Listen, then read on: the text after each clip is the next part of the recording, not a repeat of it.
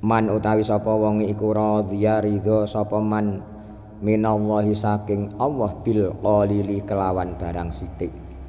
Minar rizki nyatane saking rizki saking Allah. Radhiya mongko ridho sapa Allah minhu saking man bil yasiri kelawan barang sithik minal amali nyatane saking amal. Rawahu nyritakake ing hadis sapa Al Baihaqi Imam Baihaqi kitab Mukhtarul Ahadits halaman 144. Kitab yang lain juga banyak yang menerangkan hadis ini. Barang siapa yang ridho dari Allah perkara yang sedikit dari masalah rizki, maka Allah ridho pada orang itu amalnya yang sedikit. Karena amal ini menurut kemampuannya, diukur kemampuannya. Orang itu tidak sama kemampuannya satu dengan yang lain. Misalkan ada orang yang jariah, ada orang banyak sama-sama sedekah jariah, membangun dalam fasilitas keagamaan. Karena dapatnya sedekah jariah atau bisanya 5 juta misalkan, ya 5 juta itu diberikan, yang lainnya 100 juta, 200 juta. Karena menurut kemampuannya mereka banyak, ya banyak keluarnya. Malah jangan sedikit, malah jangan iri yang itu kok sedikit karena punyanya itu. Kalau memang Allah Subhanahu wa ta'ala ridho kelihatannya sedikit, itu adalah bisa mengalahkan yang banyak yang tidak mendapatkan ridho Allah.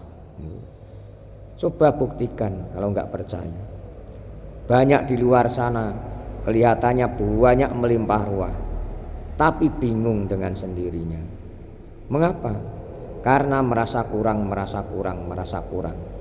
Tidak neriman, tidak sabar, tidak mencari ridhonya Allah. Itulah diantaranya. Karena sifat manusia kebasariahan atau kemanusiaan manusia itu sudah diberi 1 kurang 2, 2 kurang 3 dan sebagainya. Kalau memang belum mati atau meninggal, sifat pada umumnya kan demikian.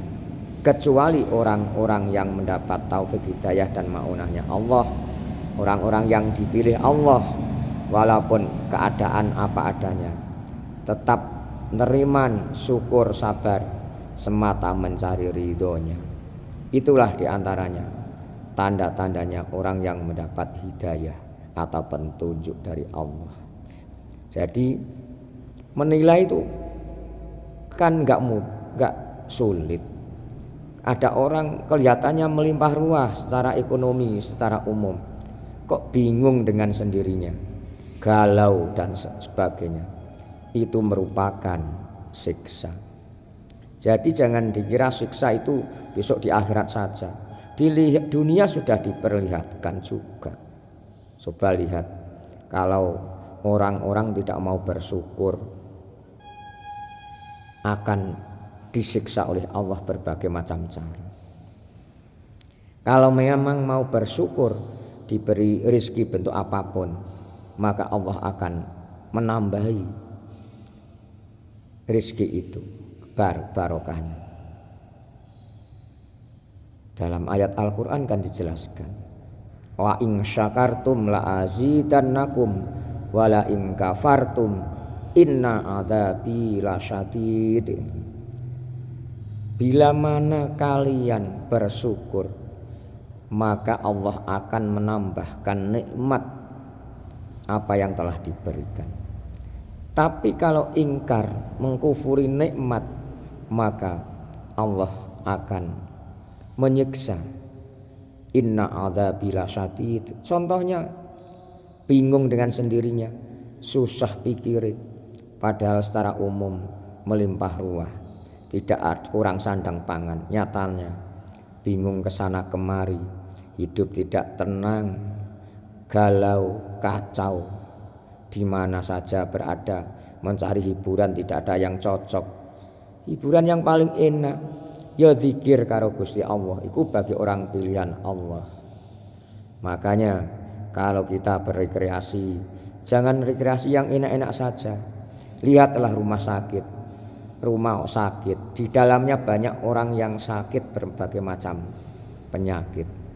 Ada yang sakit gitu dan sebagainya. Dan kalau diukur materi tidak mengeluarkan sedikit uang itu banyak sekali. Nah, mari kita fikir yang sehat, diberi kesehatan ini digunakan yang sebaik-baiknya. Syukurilah apa nikmat Allah bentuk apapun, walaupun itu sedikit, ya kita syukuri. Itu semuanya yang memberi adalah Allah Subhanahu wa ta'ala. Banyak orang yang berkelimpungan, katanya begini-begini, nyatanya banyak sekali. Kelihatannya orang itu pas-pasan, hanya makan misalkan 1 hari 2 kali atau 1 kali. Nyatanya keluarganya sakinah mawaddah warahmah, anak-anaknya nurut, tidak ada yang gelisah dan sebagainya.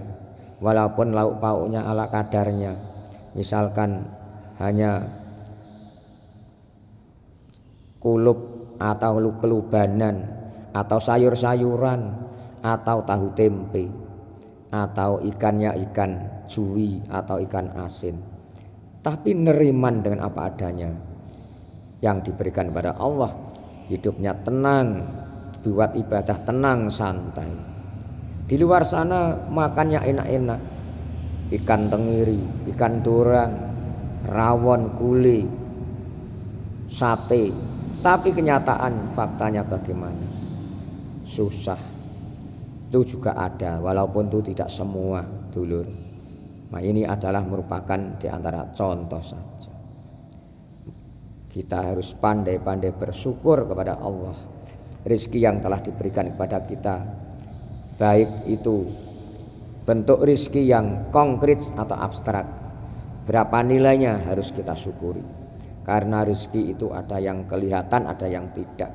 Contoh yang kelihatan adalah materi, rumah, TV, kendaraan, dan sebagainya. Itu adalah bentuk materi yang kelihatan indera manusia.